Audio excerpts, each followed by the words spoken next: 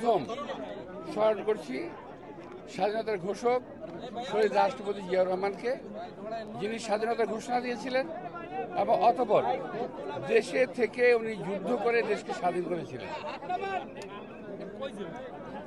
এবং স্বাধীনতার ৫৪ বছর পরেও আমরা প্রকৃত স্বাধীনতার স্বাদটা মাঝে আমরা হারিয়ে ফেলেছিলাম। এখন আমরা নতুন করে পেয়েছি ৫ তারিখের পরে। আমি স্বাধীনতার ৭১-এর যে বীর শহীদ যারা নিজেদের জীবনে প্রাণের বিনিময়ে আমাদের স্বাধীনতা অর্জন করে দিয়েছিলেন, রক্তের বিনিময়ে যারা স্বাধীনতা অর্জন করে দিয়েছিলেন, আমি তাদের স্মরণ করছি। তাদের পরিবারকে যারা এখনও বেঁচে আছে তাদের প্রতি সমবেদনা জানাচ্ছি। এবং আজকের এই দিনে আমি দেশবাসীকে, দেশনেত্রী বেগম খালেদা জিয়া, আমাদের নেতা তারেক রহমান এর পক্ষ থেকে আন্তরিক শুভেচ্ছা এবং মোবারকবাদ জানাচ্ছি। প্রিয় ভাইরা, আমরা এই মাত্র কিছুদিন আগে ৫ই আগস্ট, জুন জুলাই আগস্টের মধ্যে ছাত্র জনতা আন্দোলনের মাধ্যমে আমরা নতুন করে আমরা স্বৈরাচারকে তাড়িয়ে নতুন একটা আস্বাদ পেয়েছি। অনেকে বলে দ্বিতীয় স্বাধীনতা। আসলে আজকে স্বাধীনতা দিবস প্রমাণ করবে যে দ্বিতীয় স্বাধীনতা বলে বাংলাদেশে কিছু নাই।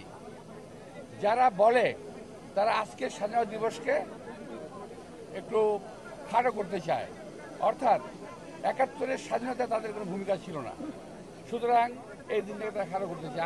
আমি বলবো যে তারা যেন একটু নিবৃত্ত থাকে, এই স্বাধীনতা দিবসে যেন সম্মান জানায় এবং সম্মান করে। তো আজকে এই দিনে আমি আর বেশি কিছু বলবো না। আমরা দেশনেত্রী বেগম খালেদার জন্য আপনাদেরকে দোয়া চাইব এবং এই স্বাধীনতাকে যাতে আমরা ধরে রাখতে পারি, আমাদের পরবর্তী প্রজন্ম যাতে এই স্বাধীনতা ধরে রাখতে পারে, এই জন্য আল্লাহ পরম দয়ালু আল্লাহ করুণাময় আল্লাহ তাআলার কাছে আমরা দোয়া কামনা করব। আপনাদের সবাইকে আন্তরিক শুভেচ্ছা ও ধন্যবাদ। নির্বাচন নিয়ে আপনাদের এই তারিখের আগে এবং ৫ তারিখের পরে দলগুলোর মধ্যে যে ঐক্যটা ছিল, এখন কিছুটা অনৈক্য দেখা যাচ্ছে, আপনি কিছুটা মনে করেন কিনা? অনৈক্য কিছু নাই, স্বার্থের সংঘাত আছে। প্রত্যেকটা দলের যার যার একটা ইথিক্যাল জায়গা আছে, যার যার একটা মতাদর্শ আছে, যার যার মতাদর্শ থেকে তারা একটা কথাবার্তা বলে যাচ্ছে।